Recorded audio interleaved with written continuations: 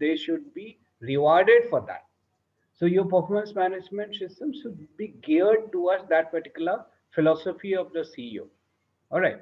So in that case, what will happen to the other systems uh, in the organization, like other assets, like what happens Yes. to the staff, what happens to the style, what happens to the skill set, what happens to strategy, what happens to Structure. structure, right? So uh, just by changing the performance management system will not work. So you have to tweak each of the seven S's. Then only it's going to happen. Understand, sir. Right. So you have to explain your answer and how your choice of model is syncing with the the the question and the model you are choosing. Right. So Right, that's sir. what you need to do. Okay. Does that answer your question? Yeah, yes, sir. Yes, sir.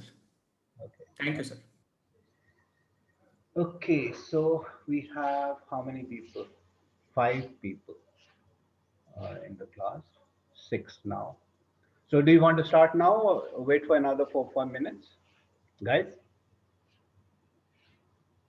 why should people who join early or on time, they should suffer? Right. So let's start. Okay. So what we have done so far in the last six classes are we have dealt with all these 11 chapters. We started off with a definition of organizational change. We saw that the definitions are like mind-boggling. Uh, when we look at the dictionary or into the Amazon and you check how many books are there on Amazon or how many definitions are there. But we did narrow it down to a few definitions of organizational change for our purpose. We also discussed McKinsey's 7S framework with regard to organizational components to change. The components are staff, the organization structure, systems, processes, and organizational strategy. So those we discussed. We also talked about why organizations change or should change. Can't organizations stay the same forever in their comfort zone, and why should they change? We also talked about when organizations should change, right? In the organizational life cycle, can an organization go on forever unchanged, or there is a trigger which if ignored will lead to the organization dying out. So when the organization should change, we talked about the types of organizational change. In this, we spoke about theory E and theory O. Theory E is the near-term economic payout, which expected of the organization change.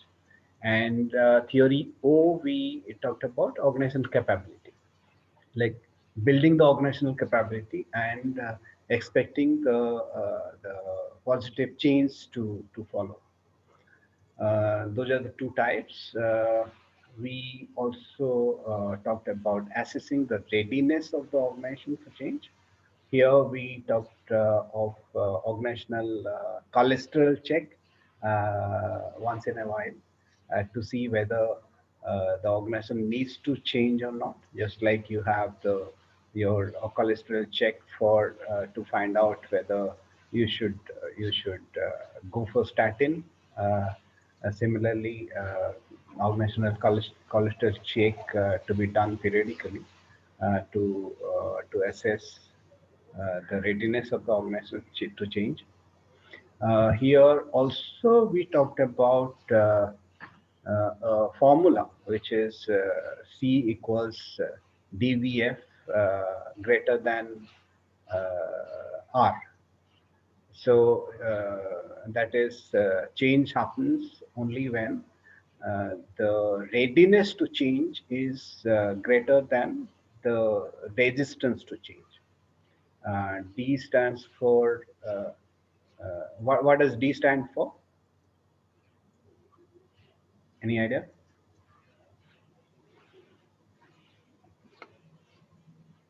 Sir, hello, sir. What you are asking? Okay, all right. No, So no, sir. What wait, you no, are no, asking question, sir? let me just write that formula. DVF, right, is greater than R. So this formula we saw, right? So if C is for change, what do other letters stand for in this formula? I guess greater than resistance, desire to change is greater than resistance. Yeah. So this is resistance. This is change. Okay. What does this stand for? DVF. D stands for what?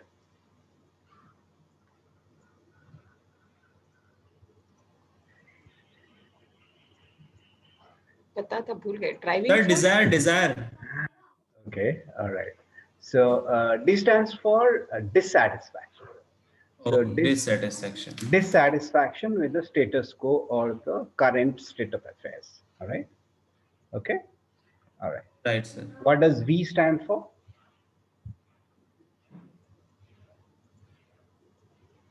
V stands for the vision of the future. You know about your current state of affairs. Unless you have the vision of the future, where do you want to go? Right? That's the vision. So that's the vision. F stands for what?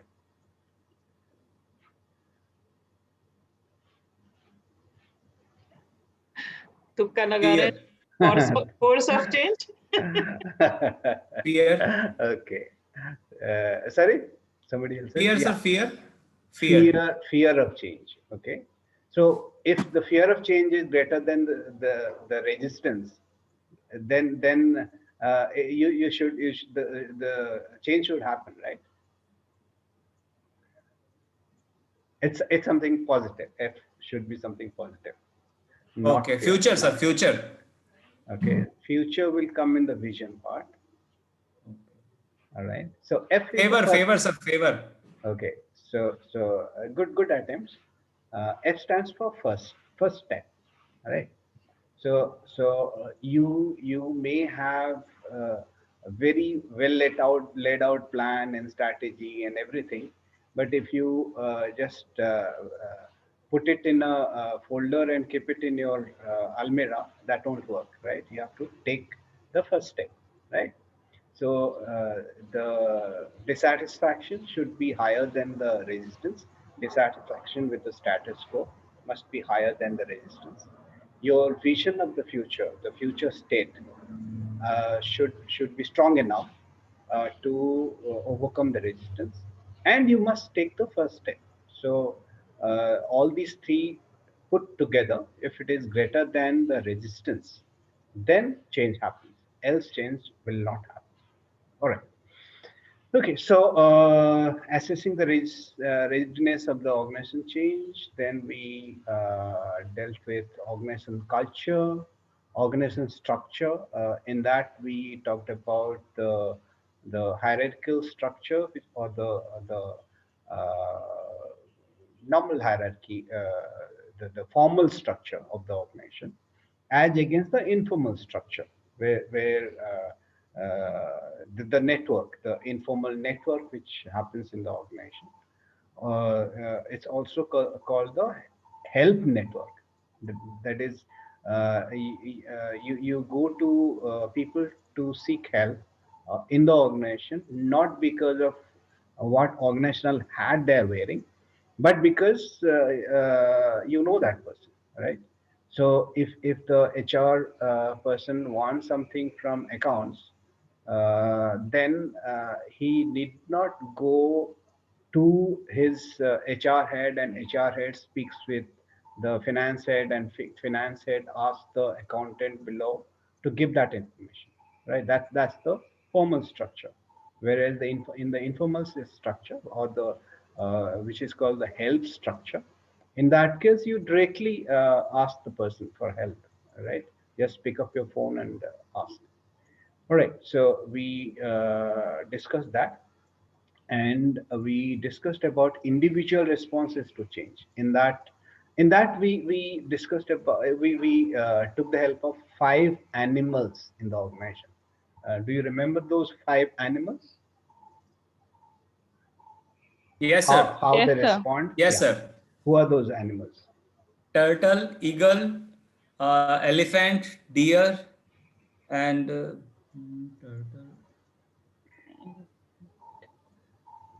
One was Lion. lion, I believe. Yeah.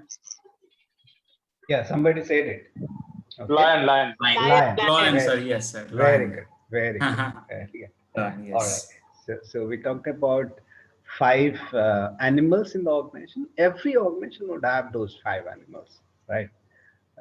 Every organization would have turtles. Every organization would have hawks or eagles, lions, elephants, and what else? Deer. Okay. And each of these animals bring something, some positive things and some negative things onto the table. And if you are a change manager, or you either internally or externally, uh, your job is to identify these animals in the organization and confirm what are they bringing onto the table, and try and reduce the negatives and leverage the positives, right? As a change manager, that's your job, right? To identify the animals, reduce the negatives, and leverage the positives. And individual responses to change, or in that we also talked about how individuals respond to a change process, we talked about those 5 stages of a response to change. The first stage is denial, uh, and the last stage is acceptance, right? What are those remaining 3 stages? Do you remember? First stage Anger. is Shock. Anger, sir. anger, very Anger good. Shock. and Bargaining, bargaining, sir. depression. Bargaining. Bargaining and depression. Bargaining Oh, answer. great, great, And great. Right. I'm really happy that you people are listening and you have retained that. All right. Okay, good. So that we discussed, and we also talked about 3 stages: the initial stage, and the neutral stage, and the stage where the change solidifies. Then we talked about Levin's model of individual change. Anybody remembers the 3 stages? The 3 stage model: unfreeze, change, unfreeze, freeze. freeze, unfreeze, change, and change and Refreeze. refreeze, Refreeze. Freeze. refreeze. Refreeze. rephrase, right? And we in the last class we also talked about John Cotter's model of change. It's a 8-stage model. So of course, remembering all the stages is difficult. So any 1 or 2 stages you remember? Urgency, Urgency, Urgency, sir. very good. build, It build up, starts with urgency. Yeah, build up, create, yeah. Okay, encourage, right. uh, win-win, Yeah. Okay. Quick wins. Quick wins. Yeah. All quick right. win, and progress. Mhm. And one more, I believe, And communicate incentivize, the sir. vision. Building on the change, building on the change. Building on the chain. That will be the last one. Yeah. Communicating the vision. Communicating the vision. Very good. So Walk the talk, sir. yeah, Walk the talk. walk the talk. Very good. Okay. So today what we'll do is we will be taking up the fourth or the third stage of Kotter's model, which is communication. So we will talk about communication strategy, and we will wrap up the organization change. How does the general sequence of events moves in a change management process. We will talk about organizational development, and we will bring it all together and wrap it up. Okay. All right. So this is John Cotter's eight-step model of change, right? So create urgency. That's where we start. Uh, Second stage is form a powerful coalition. Third stage is create a vision for change, and all these will come under the bucket of creating the climate for change. And the second bucket, which is engaging and enabling the organization, under that you have again three stages: communicate the vision, empower action, and create quick wins. This is the low hanging fruits, right? And the third bucket would have two stages: build on change and make it stick. All right. So create, form, enable, and sustain. Right. So this is how the John Cotter's eight-step model of change happens. Okay. Could anybody manage to get hold of the book? My iceberg is melting. Yes, sir. Huh? Yes, sir. Yes, sir. Okay. Amazing book. Okay, you read it? Yes, Yeah. sir. Very good, very good. All right. So that's an allegory, and it actually shows us how the eight stages move, right? The eight stages of Cotter. And Cotter has also written another book, which is simply called Urgency, and that's also a very good book, and it's available on Amazon. If you have read his first book and this particular allegory, maybe you can have a look Sir at that. Benita ma'am had shared the soft copy of Iceberg is Melting. Acha? Okay. Yes, Great. we have Great, in great. soft copy. Right, right. Thank you, Sir, Vinita. sir, I remember even when there was a change in our organization, it was brought. Our BU Uh-huh. had actually told a storytelling of that book, so that Okay. everybody is aligned with that change. Entire BU people. Oh, great, great. That's good. That's really good. Okay. Um, so, Binita, from where have you joined this session? Delhi NCR or somewhere else? Sorry. Ahmedabad, sir. Ahmedabad. Okay, okay. In fact, Vinita, for the information of everyone, Vinita joined this session before it started. She was the only one. Of course, Parvin also joined on time, right on time.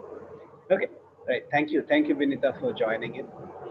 Uh, okay, so we will take up the fourth stage of John Cotter's eight-step model, which is communicate the vision. And although each of these eight steps are important, fourth step is very, very important, because unless you communicate the vision to all the stakeholders, the change is not going to happen. So this is a very, very important step. But before that, would you people attempt to tell everyone as to what each of these eight stages means? You can pick any one. Creating urgency, what does it mean? Why should we create urgency for the change to happen? Sir, So that due to need, due to need. Need. Okay, Yeah, need yeah. of the organization. Yeah. Okay, and need can arise because of the present or past or future, right? So need can be because your shoe is pinching currently, right? So, You want to do something about it, or it could be because of your past experience, or you want to compete for the future, right? So, it so is simply challenging the status quo of the organization as such. right. So creating, I I mean, would say. Okay. What is And the even second stage? That is forming a powerful coalition. It means what?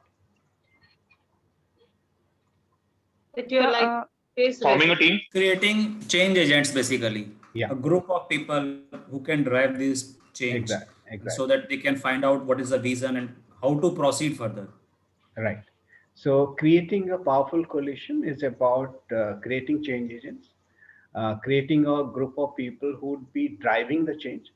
And at this stage, you have to be careful that in this coalition, you be mindful that there may be powerful people in the organizational hierarchy who may be opposed to the change, right?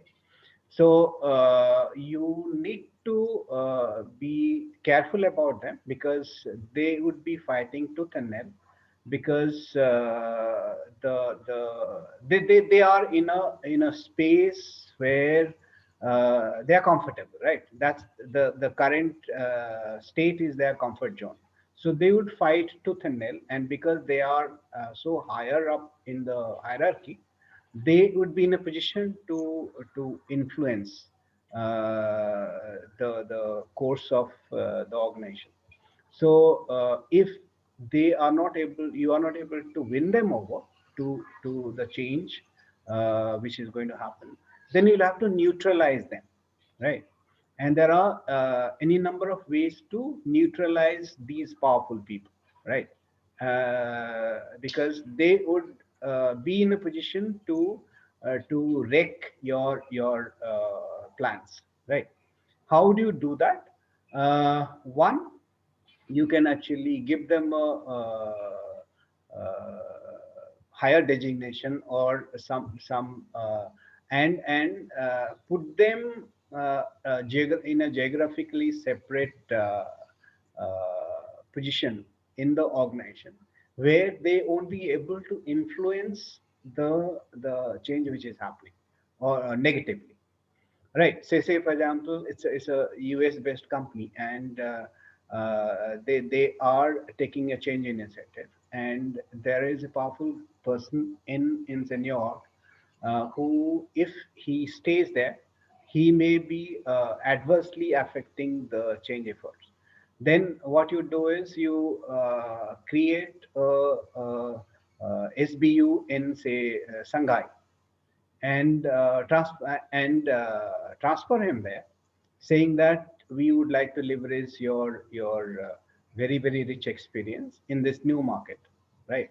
And from Shanghai, since he's not physically there, he his the risk of nuisance from his side is minimized, right, to certain extent. And there are instances where organizations, if they feel that some powerful person is actually creating issues in a change process which cannot be overcome, then they may even ask this person to go, right? So not only you should handpick people who would be part of this powerful coalition, but you should also be mindful of people who may wreck this coalition and try and neutralize them. Okay. All right. The third one, create a vision for change. Anybody would like to tell us what this step is?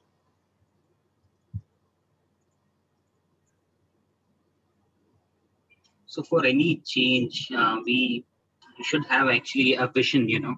So before having a clear vision, we cannot communicate this change to the people. So in this step, we basically define the clear vision, and then we build the strategy, and then we talk about plan in bit detail how we're going to achieve that vision. So I think that's what we do here.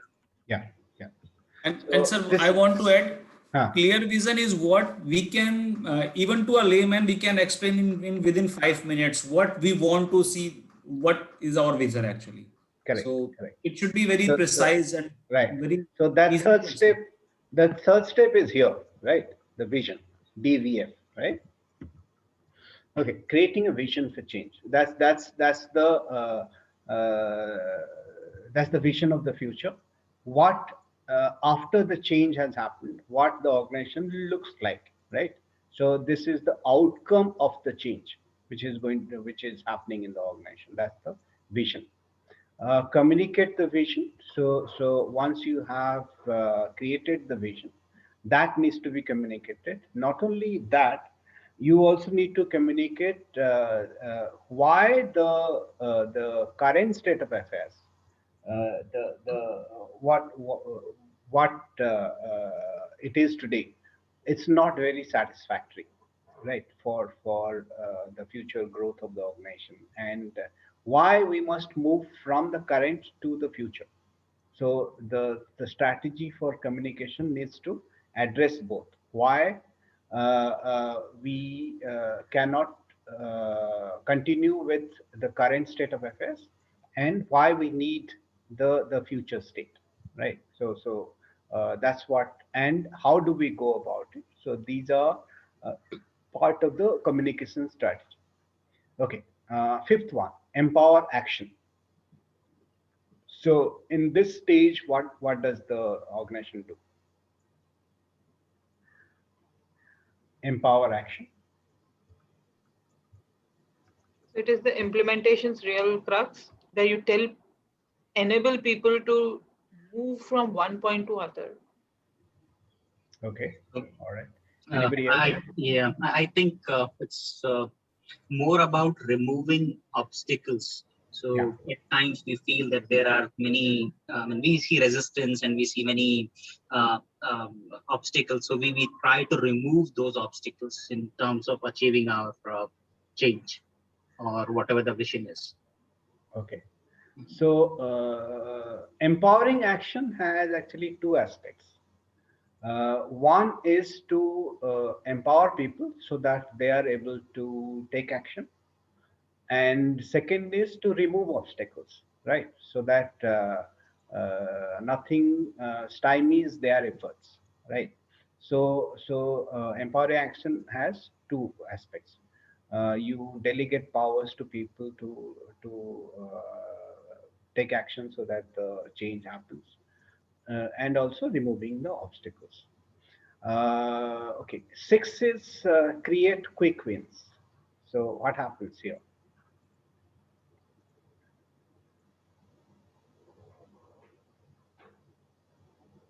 Creating quick wins. And why is important? Why is it important? So this from vision to actual plans, the breaking down of vision into achievable plans happens here. And so the people don't feel कि okay ये तो हो ही नहीं सकता. You tell them that अच्छा this is one, like in COVID आप बोल रहे हो कि mask पहनो. Mm-hmm. So that is easily implementable, something that they can do, and you feel कि okay done. Okay. It works as a motivator, it works as a action, and it also works as movement forward. And it removes obviously the obstacles. And the feel that can do is achievable is also in place. Okay. Okay. Anybody else? Something is happening. Yes, sir. Something is happening. So Okay. roll out, basically rolling out, sir. Yeah. Yeah. Creating smaller targets so that people Exactly. contribute to a win. Creating smaller targets. These are called low-hanging fruits.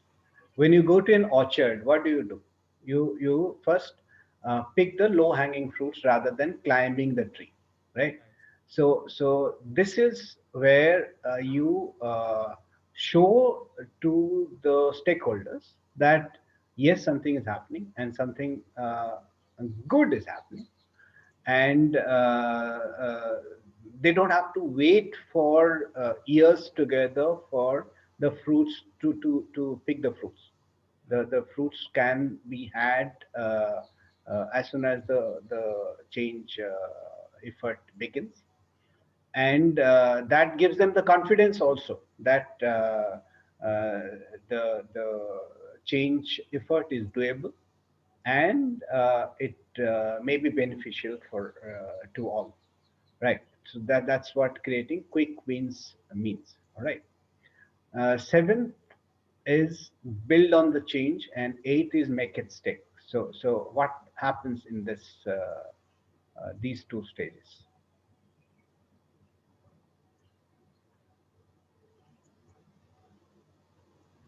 This is like, I guess, creating the new normal. Yeah, creating the new normal. Very good. Yeah. Yes, Ritu. Or was it Benita? All right. So creating the new normal. Yeah. So if you are to sync uh, Levin's model onto Cotter's model, uh, which which one goes where? Refreezing. This 7 and 8 is refreezing. Right. 7 and 8 would be rephrasing, right? And 4, 5, 6 will actually be the change Change. process, yeah, which happens. And Unfreezing. 1, One. 2, 3 would be unfreezing. Okay, right. Okay, so let's go to the communicate the vision, the fourth stage, which is communicating the vision, right? So communicating the vision, we will be talking about the communicating the vision, the communication strategy in 5 stages or 5 components to it. Uh, Building a strategy, involving key stakeholders in communication efforts, determining message content. Fourth is identifying most effective communication channels. And fifth is ensuring follow. Right. Let's take each one by one. All right. The first is communication strategy. Right.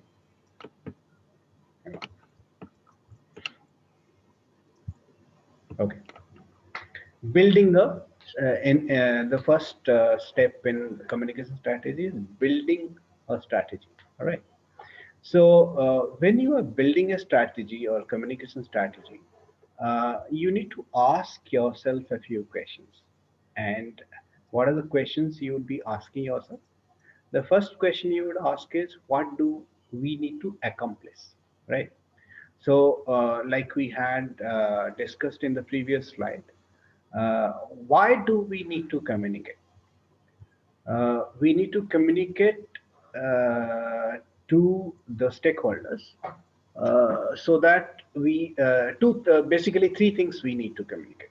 One is the current state of affairs, or the where we find ourselves, and why the current state is not ideal state for the organization to move forward, right? Why, if we stay in our comfort zone or the current state forever, what would be the outcome, and why the current state is not the way forward? Second is, we also need to talk about where do we want to go, right? Where do we want to go? And that's the vision. That's the vision of the future. And how the third is, how do we move from the current state to the future state, right? What is the path that we need to follow? So all these things need to be conveyed to the stakeholders. What is the current state? What is the desired state? And how do we move from the current state to the desired state? It's something like reading a map. When you are given a map, the first thing you look for in that map is your current position, right? Unless you know where you are on that map is actually useless for you, right? So the first point you would be looking for on a map is your position on the map. Then the next point you would be looking for on a map is your destination. Where do you want to go, right? That's the point B you would be looking for on the map. The point A is your current position, point B is your destination. And then only the map will be useful to you to find a path for you to go from point A to point B. There can be many routes to from A to B, but unless you find A and B, uh, those routes are of no use to you, right? So similarly, in a change process, you need to have the current state, you need to have the desired state, and you need to convey the routes which are available for the organization to move from the current state to the desired state.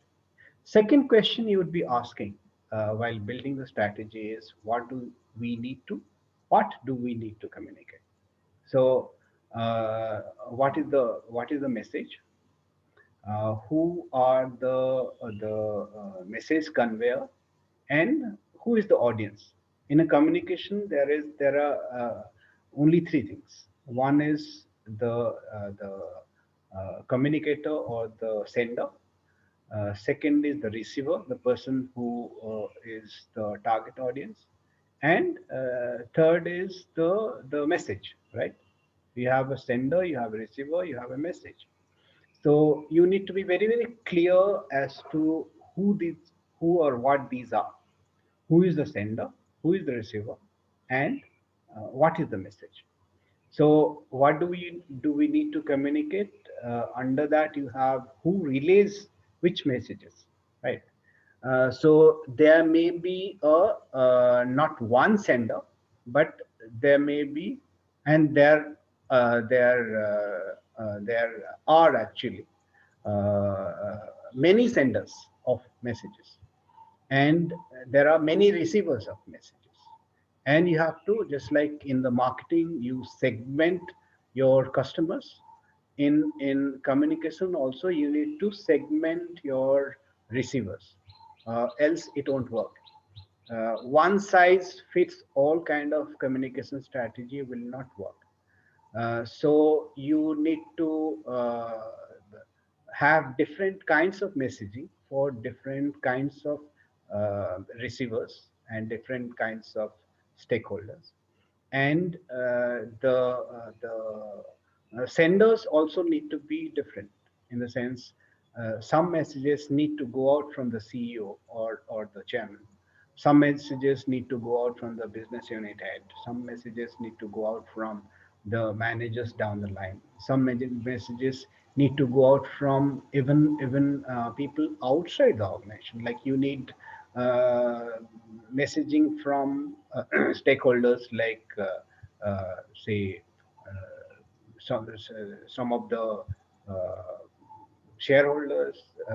You need the media to back you up.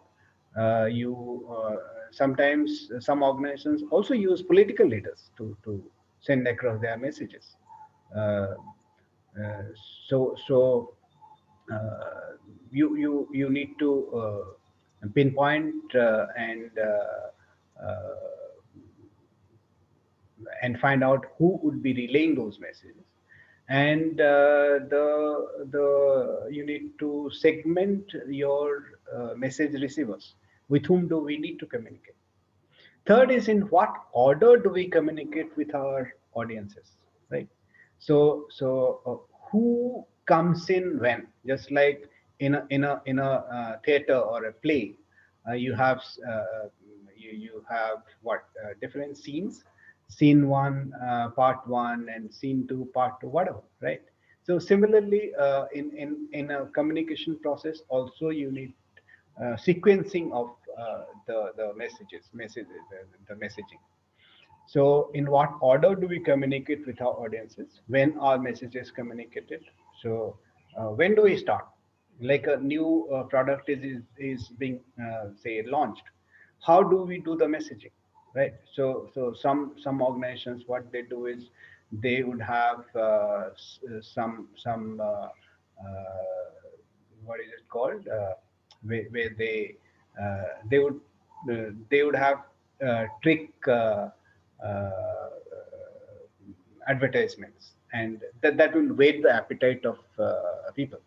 When a new series is being launched, they would give out a trailer, or a new movie is coming, so you have a trailer first, and not only one trailer, maybe 2 or 3 trailers.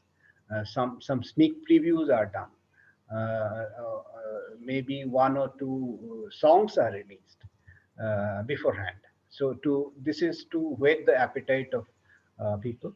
That there would be ads in the print media, ads in the say on the TV. So the messaging needs to be sequenced, right? Similarly, uh, in change efforts, also the messaging needs to be sequenced, and it has to be really thought through, right? As to how you would like to send the messages across, in with what frequency, and what tools and channels do we use. Do we use only the town halls? Do we use the intranet? Do we use the internet? Do we use the social media, or we use the notice board? So you have to think through which all tools and channels do you use for communicating with your audiences. Fourth is, how can communications accomplish the desired state, right? So that's the first question which we asked, that how do we need, what do we need to accomplish with regard to the current state and the desired state. So the desired state is not going to happen tomorrow, right? Or in one step. This desired state will happen gradually, right? So your communication also needs to cater to that in between state, where the current state is yet to go away, and the desired state is yet to come in full bloom.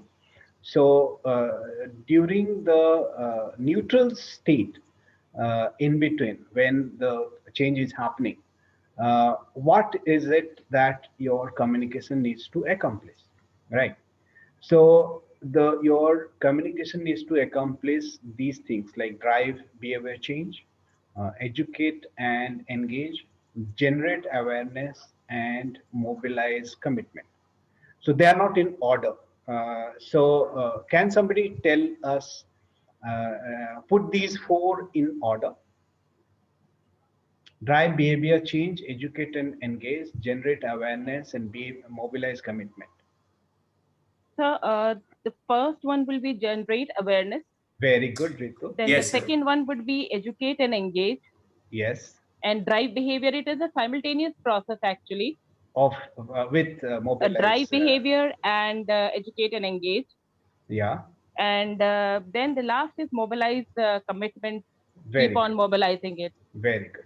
So time-wise or temporarily also, the communication needs to move this way, right?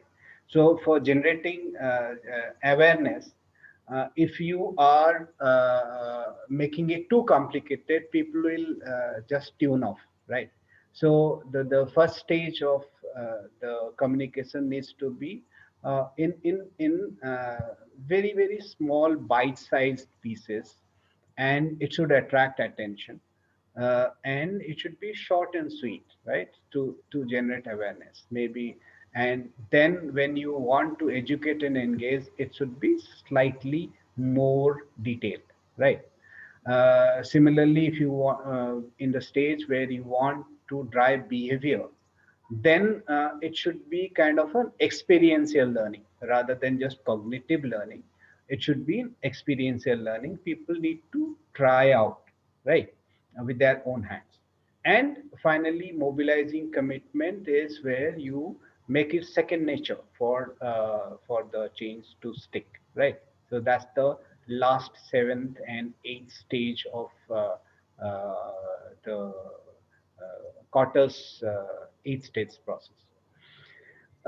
Fifth is, do we understand the following about our audience? First, earlier we had talked about segmenting our audience, the people at whom our communication is targeted, right? There cannot be one size fits all kind of, I mean, all the audience are not uniform. So their requirement, their understanding, their motivation, their values, they are different. So you have to treat them differently. The people who are older in the organization, they would have different motivation than people who are younger and mobile. So, do we understand the following about our audience? Who they are? Who are they? Right? So, when you are segmenting, do you segment as per the age? Do you segment as per the number of years of service in the organization? Do you segment based on education, based on gender, based on the geographies, based on the department? So how do you segregate, or how do you segment your audience? Second is, how do you what do you know or understand? What do they already know and understand? So possibly the people who are higher up or people who are well educated, they would already have some understanding of the current state of affairs, some understanding of where we need to go, and for them, your communication strategy would be different than for the people who are on the shop floor, the workers, the technicians. Their knowledge and understanding would be different from that of the, say, engineers or people higher up. And what drives and motivates them, right? So here you need to segment people based on maybe their age, based on their location, based on various other things. So what drives and motivates them, and your communication strategy for each need to be different. So that's actually the important part while building a strategy. And finally, how will you measure, like once you have built a communication strategy and you are going to implement it, how do you measure the efficacy of your communication strategy, right? So your communication strategy should not be like done and dusted kind of it should not be like a Bible that once it is done, it's like Vedas and nothing can change, right? So you should be willing to have a relook at the strategy depending on how efficacious the strategy is when it is being implemented, and you should be willing to change some components of the strategy so that it becomes more effective, right? So that's the last one. Second is involving key stakeholders in the communication efforts. Like who is going to communicate, right? Who are the people who are the senders of the message, right? So, like I had said, the second stage of quarter, where we are talking about the forming a powerful coalition, right?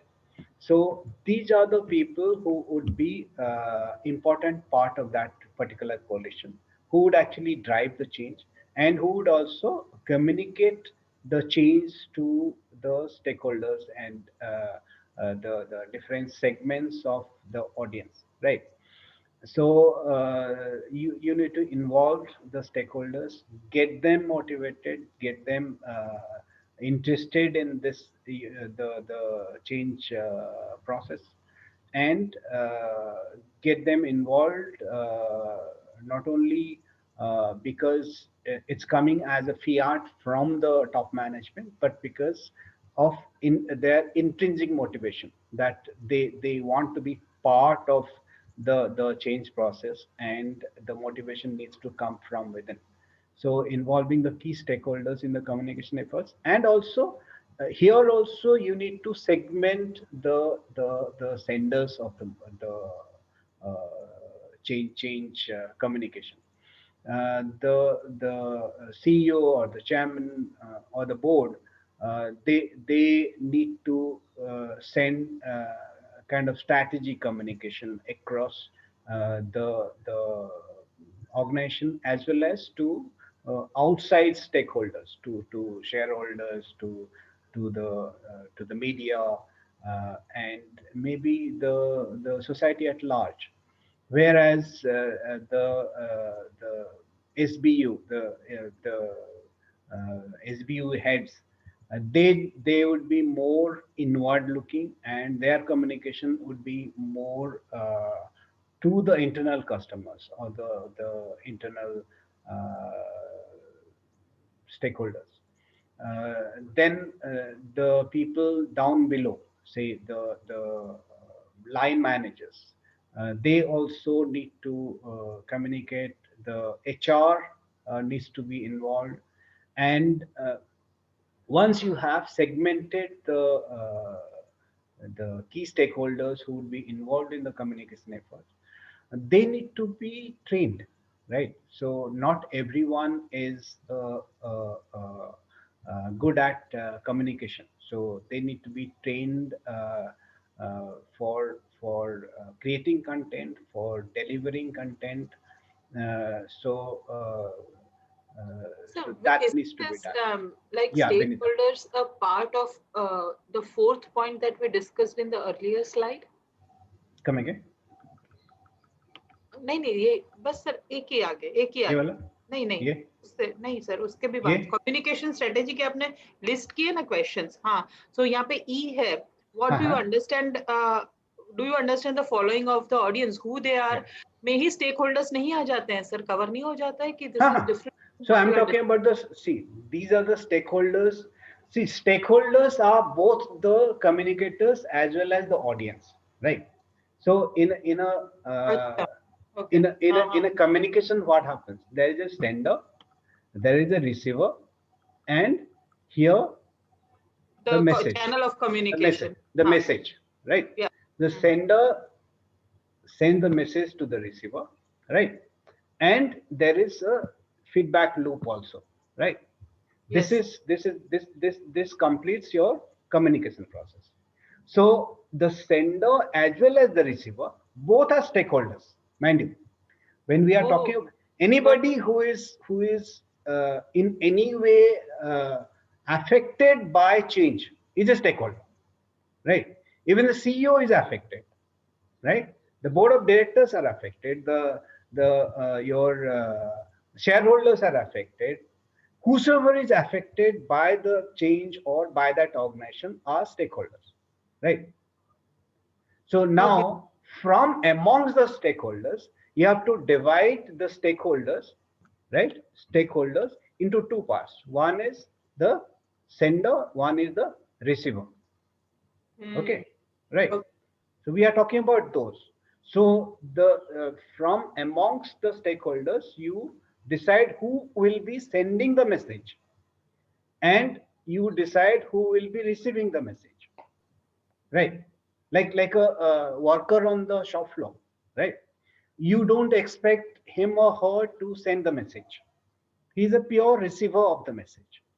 Whereas the shop floor manager would be both. He or she would be a sender also and a receiver also. A shop floor manager would be a receiver as far as the top management is concerned, but he would be a sender as far as the workers on the shop floor are concerned. You getting me? Uh, Absolutely. Yes, sir. Got this. I was not considering both aspects. Thank you. right? Okay. So if So I can just ask one more yes, yes, point, sir, in the yeah. last slide. Mhm. So how to measure this, the last one, Yeah, F1? yeah, yeah, yeah. How to measure this communication strategy? Is it the only the feedback from the managers or the people, or we have to quantify it? You don't have to quantify it. Basically, change occurs in small steps, right?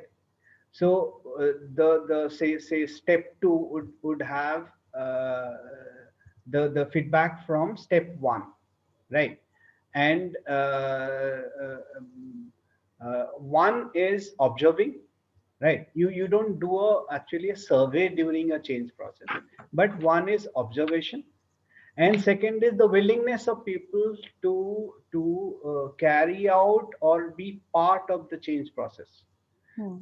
or if depending on what. Hang on, let me just wipe it out.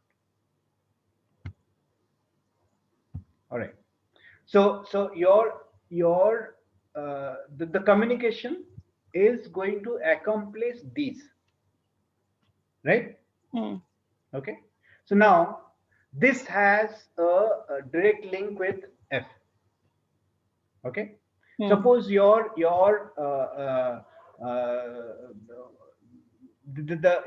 communication needs to achieve general awareness, Hmm.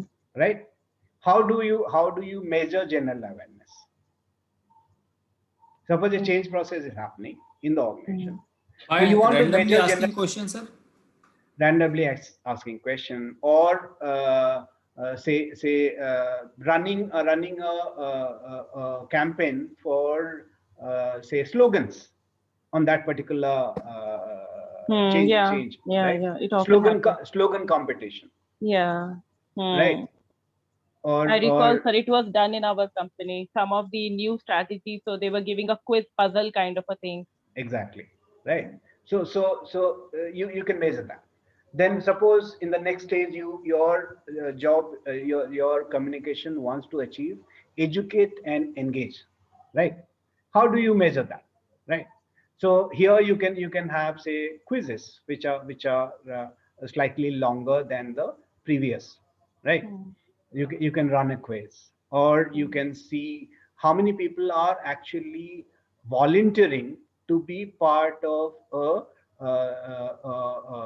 interdepartmental team to carry out part of that change, right? so Hmm. so you can see the engagement level of people, Hmm. right? Right.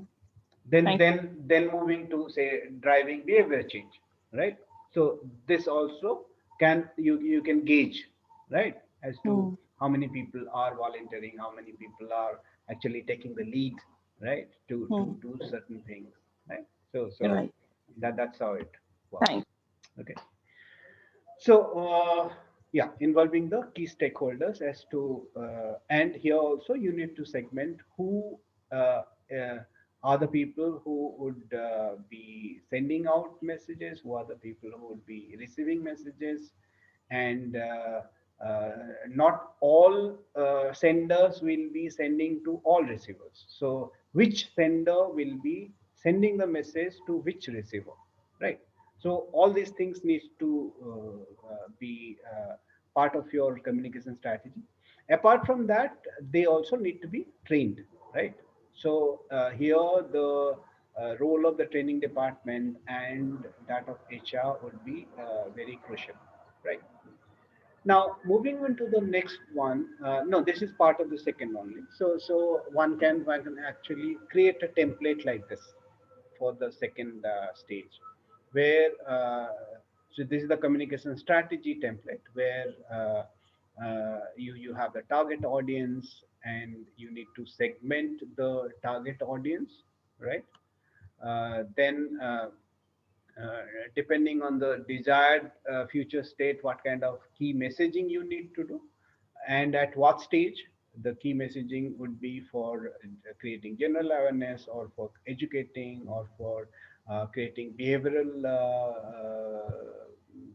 to affect the behavior of people, or to create motivation. So depending on what kind of uh, uh, what is it that you want to accomplish, the key messaging would be different. So Then you have these templates are your self-designed, or are they some standardized format? no, there is no standardized format. This is what we only have created. I mean, there would be any number of templates which will be available online also, and you can create your own template. So Okay, that's not fine. all right. And also, once you have decided on the key messages, the communication channels which we talked about, which channel you want to use, right? And what kind of frequency you want to send the messages, how many times it would be repeated, and at what interval, that you can decide. And finally, the final one, which is the measures of success, like how do you measure that, whatever the efficacy of the, right. Okay. Can somebody see, can you mute yourself, please? Yeah, I think there is some disturbance. All right. Okay, coming to the third one, which is determining the message content. What is it that you want to, what kind of message you want to send, and it'll again depend on your audience and the stage of the change process. Like if the the stage of the change process is where you want to create awareness amongst the stakeholders, say at the shop floor level. So what kind of messaging, or the what kind of content you would want to send across? It should be very, very short, simple, and easily understood. Like you can put up big hoardings on the shop floor, right? About the change effort which is happening, right? With maybe some visuals. But if the message is for creating, say, uh, educating people, a detailed kind of pamphlet needs to go out, and the channel will also differ from message to message, from content to content, and also depending on at what stage of the change management process you are. So, do communication details the rationale behind the change? Do the messages achieve the following, like give reasons for change? And so, this is at the beginning, when you are trying to communicate the current stage, and trying to communicate why the current state is not beneficial for the organization. So the content needs to give reasons for change and explain the benefit of the future state. It can ask the staff to volunteer for making the change work effectively, and show support for the change. uh, if the communication strategy is to relay the change which will affect the employees and the business in the short and long term, the strategy needs to provide as many details as possible. So this is basically when you want to educate people, to enlist their support, to ask them to volunteer, and it must supply realistic details about both the positives and the negatives of the change. If you are not balanced in your content, then you may not be able to build trust amongst your employees. So you have to, like if there is the change involves, say, a merger and acquisition, right? you can't just give the positives, the benefits from the merger and acquisition.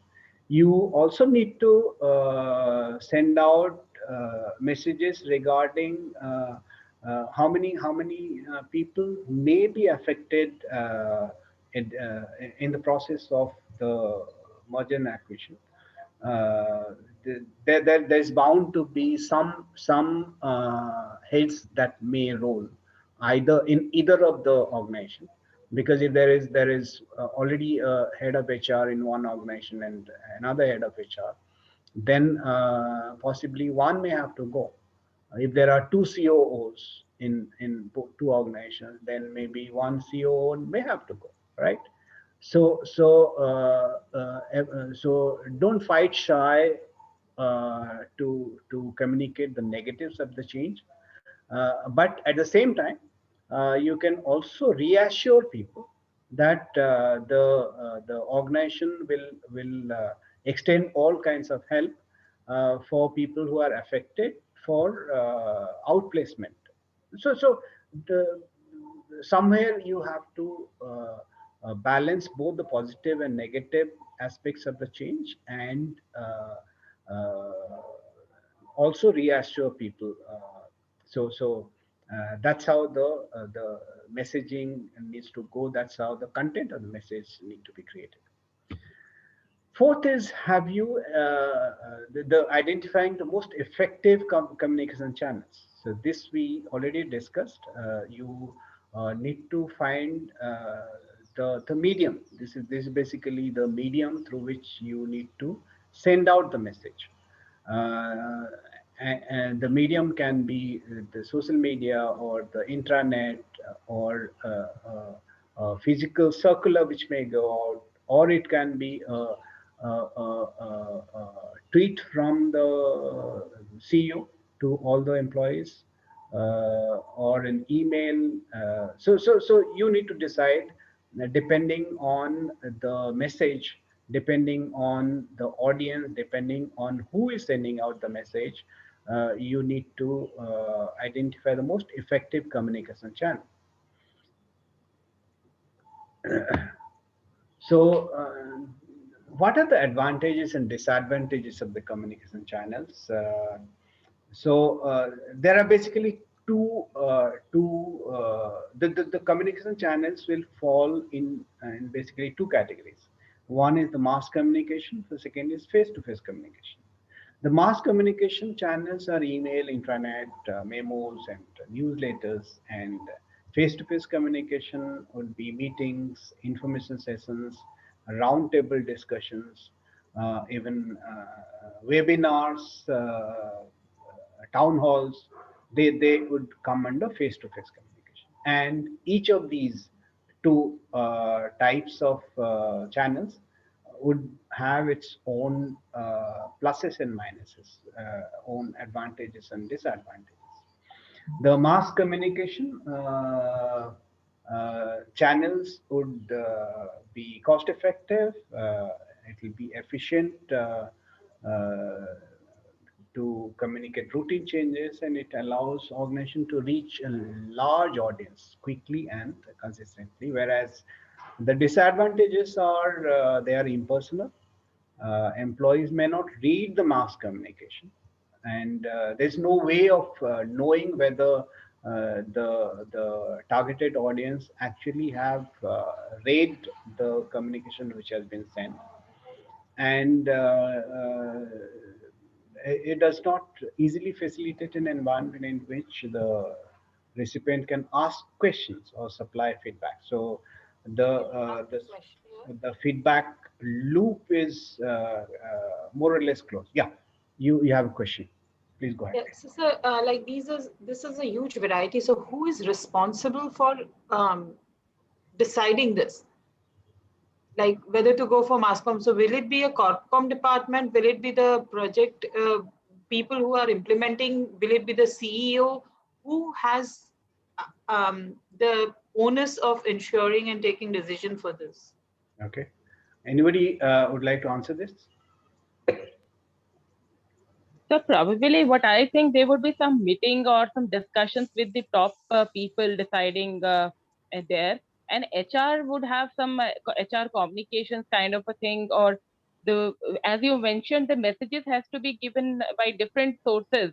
So Yeah. they have to decide who would be the message giver. Like if HR is there, it's okay. If BU head has to deliver in a mass communication, he is the one. So I think this is very like different according to different messages and decision taken by a meeting, general Yes, a meeting kind. in second step we have from the group. So Exactly. maybe the group, Exactly. yes. Correct. So these are the people who would actually decide which channel to use, right? And this is also decided at the first stage also. When you are building a strategy, you also decide about the channel and who would be communicating with whom, and at what level, in what frequency, how many repetitions will happen. So yeah. So basically, these are the people who decide which channel to use, right? Okay, the face-to-face communication would have certain advantages, like it enables the leader to reinforce the importance of the change initiative because it's a face-to-face, and it has a much greater impact. You have a captive audience, and it allows the employees to ask immediate questions, and they can also provide feedback. It also enables the employees to receive information from the leaders, hear it straight from the horse, right? So hearing it from the horse's mouth has much greater impact than impersonal, say, email or memo or newsletter. Some of the disadvantages of face-to-face communication is it's time consuming, it's ineffective for reaching employees in dispersed workforces, like workforces which are geographically far and wide. So if you are involving, say, very senior people for sending out the communication, it's impossible for them to travel to all these locations for face-to-face communication. And it can actually cause confusion in case it's inappropriately timed, and too detailed information is needs to go. Then it may cause confusion also. So face-to-face communication, since there is a time constraint, and time constraint not only of the people involved in communicating, but to hold the attention of the audience also is a, like, you can't be having a meeting which goes on for 4 5 hours, right? So the attention span is less, so that is a constraint. So the channels have their advantages and disadvantages, and based on that, the at the second step, you need to decide which channel to use. Finally, ensuring the follow-up, right? So here, this actually the final step in the strategy, where you find out the efficacy of your strategy, and to what extent you need to make a course correction in your communication strategy, and how efficacious it is, and you should be willing to basically uh, maybe change the strategies to a certain extent, so that what you want to convey is done in a more efficient and efficacious manner. Okay, so how do you what was the general sequence of events in a change process? We have seen various models. We have seen Levin's model. We have seen Kotter's model. We have seen other models also. So how do we sequence it? Uh, the way it actually proceeds is know your mission first. What is it that you want to do? And of course, map your environment in both internal and external, whether it is conducive to the change to happen. Define your future state. You need to envision the future, create short, mid, and long-term scenarios. So you have to do scenario building and identify the illustrative stories of the future state. That will help you in when you are communicating to your stakeholders and audience.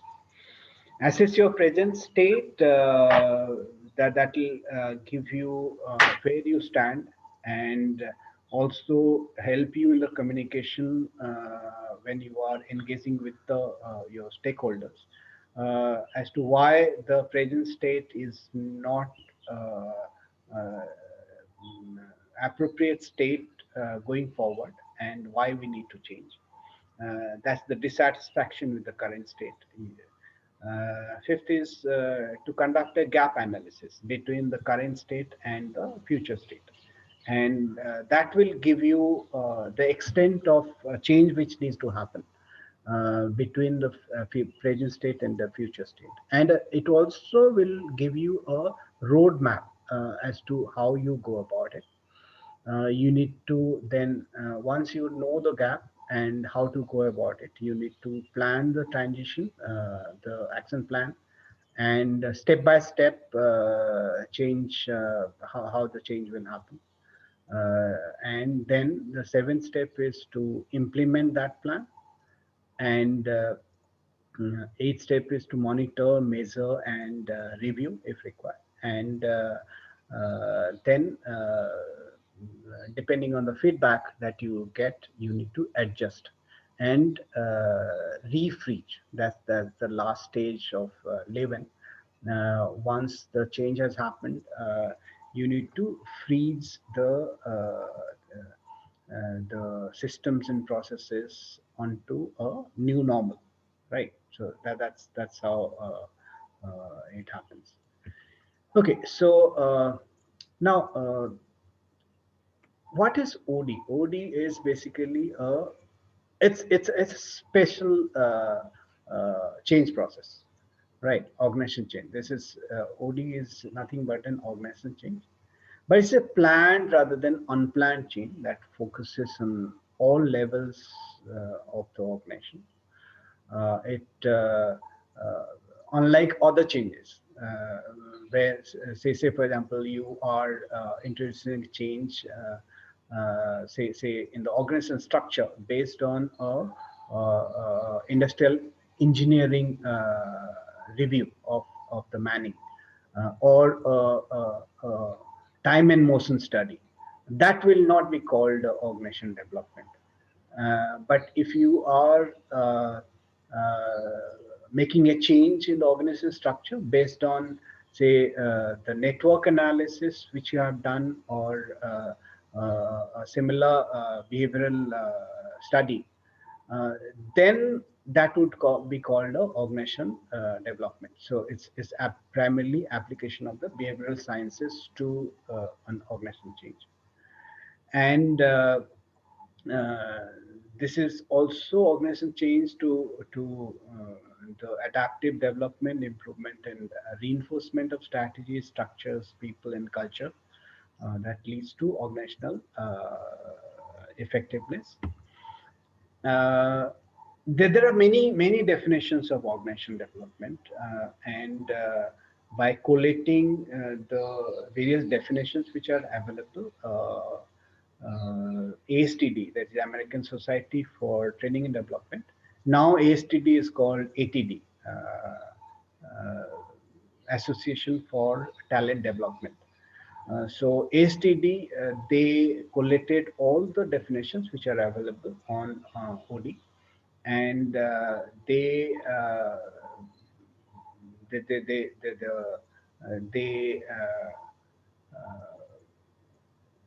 they have mentioned in their publication that the practice of OD the organization development exercises which happen worldwide, they in order to be considered OD interventions, they must be in alignment with the organization and business objectives. They need to be rooted in the behavioral sciences. This we already discussed. If it is, say, coming from any other study, say industrial engineering study, or bringing in a new technology, then that's not OD. But it needs to be rooted in behavioral sciences. It's the OD intervention needs to be long range and ongoing. It needs to stress a process orientation to achieve results, and it needs to be based on collaboration, and it needs to be having a systems orientation. So any change in a setup or organization change in a setup which answers to these six criteria which has been laid down by ASTD would actually be called OD interventions. Uh, when OD intervention is at what level the OD intervention needs to be targeted? It can be targeted at three levels, just like iceberg. It can be targeted at the artifacts level, which is uh, at technology or visible or audible behavior patterns. Uh, so audio intervention can act there, or it can be at the values level, which is not which is beneath the surface, uh, or it can be at the very underlying assumptions or belief levels also. So the deeper you go in a OD intervention, the harder it becomes. Say for example, OD intervention which targets culture change, uh, uh, which is actually at the lowest level, that is trying to affect the underlying assumptions. Then the culture change would take anywhere between 3 to 7 years. We had earlier talked about theory E and theory O. Theory E is about near-term economic payout, whereas theory O is building organizational capabilities. So theory E, you can have OD interventions or organizational change, which will be successful in maybe 1 or 2 years time. Whereas if you are targeting to change the organizational capabilities, which are much deeper, uh, then that may take maybe 6 to 10 years to yield results. So OD interventions, they depending on where they want to target the organization, the timeline would differ accordingly. Okay, so we will not talk about McKinsey model, which we have. Okay, uh, so OD, there are basically two major models. One is called the action research model. The second is the appreciative inquiry model. Action research model of organization development is most of you would be actually familiar with this. This is the familiar PDCA model. Anybody who has studied quality would know about the PDCA. PDCA basically is plan, do, check, and act. So you plan for a change, implement it, and check how the changes happen, and how to tweak it or adjust it, and then act, make it the this the refreeze stage. And rather than it being a circle, it's actually a spiral. So it's a ongoing process. PDCA, plan, do, check, and act, and this is called the action research model. So PDCA also is, I mean, it can be expanded actually. The right part of your screen is an expanded version of PDCA. You have an entry, then you start off, right? And then you move to assessment, feedback, action planning, then you implement, which is actually the do part, right? Implement, evaluate, adapt. So again, evaluation and adaptation will come here to check. So once you have done the evaluation, you can either be satisfied or dissatisfied with the result that you get. So if you think that this is not going to work and you want to cut your losses, then you can actually move from evaluation stage to separate, in the sense you want to cut your losses and you don't want to invest in this particular change process anymore. So you cut your losses and move out, you exit. Or if you think that maybe if you invest some more and in terms of time, money and effort, then it comes back here, either at the starter phase or assessment, action planning stage, and again it moves on, right? So then it's adoption. So it's not separation, it will be adoption, right? So is it a pilot project kind of a thing comes in action research model? uh, if it so till evaluation is a pilot project, right? Till this stage it is pilot. So here you decide whether you want to move ahead with it or you want to exit, cut your losses. So if from evaluation it moves to separation, then it can be treated as a pilot. Or if you want to again reinvest and put in more investment in terms of time, money and effort, and start afresh at any of these stages, and then move it to adoption, then it becomes a regular change effort, or OD. All right. Yeah, So right. it can be either.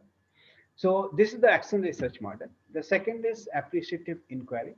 So here basically what happens is you don't look for what is wrong with the organization, right? So appreciative inquiry is it's basically a positivist kind of a change management, where you look at what is the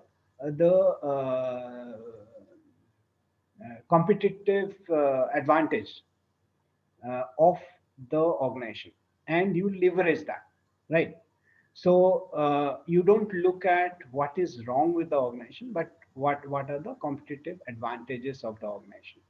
So it's as simple as that. All right. So if you think that the competitive advantage of the organization lies in a particular area or particular segment in the industry, and you see that the organization is into various things, like Tatas, they are from salt to say power. So, and at one point of time, actually, G was also like the Tatas. They were into several. But when Jack Welch came, he actually shed many of the businesses of G and retained only those businesses where GE could be either number one or number two. In fact, he's Jack Welch is credited with the 1-2 theory in management, which says that either you should be number one or number two in that particular business worldwide. Else, you have no business to be in that business. That's the 1-2 theory of Jack Welch. So appreciative inquiry actually takes that 1-2 theory and looks at where the organization has competitive advantage, and they don't look at where the organization lacks, right? They would shade those businesses. So appreciative inquiry is actually assess based, like look at what we got, right? Rather than looking at what is missing. So appreciative inquiry, the OD which follows appreciative inquiry, they don't look to like better the organization where they are, they don't have competitive advantage. They look at where the competitive advantage is that there, and they try to leverage that advantage to be the world number one. So the basic difference between other methods and appreciative inquiry is that it is a positivist kind of OD intervention and model where they try to leverage their competitive advantage. Okay. All right. Yeah. So this is the last one. Uh, so what we did in this course is we talked about what is the necessity or driver of change. We talked about theory E, theory O. Is it the appropriate time to change? We talked about the corporate cholesterol test as to whether the organization requires change or not. Is the organization ready to change? We saw that formula where only when the resistance, the readiness to change is higher than the resistance to change, then only change happens. We talked about the desired state and vision and the gap analysis of the present state. We talked about hang on, where is this?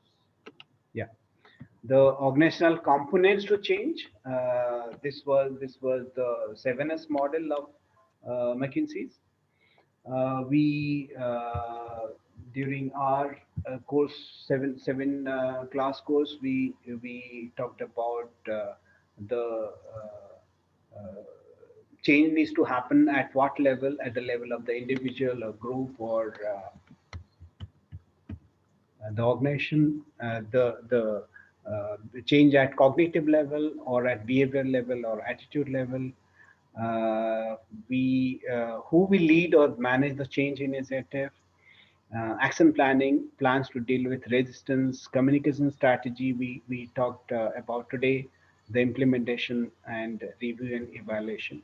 So in the process, we talked about Lewin's model, we talked about Cotter's model, and we expanded the fifth stage of the Cotter model on the communication strategy.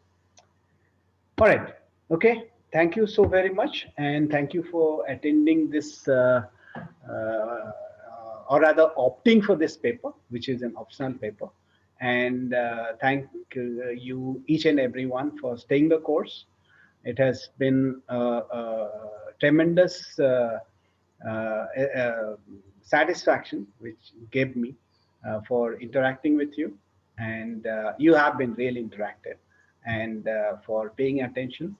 And I wish each and every one of you all success in life, both in your personal as well as official or professional sphere.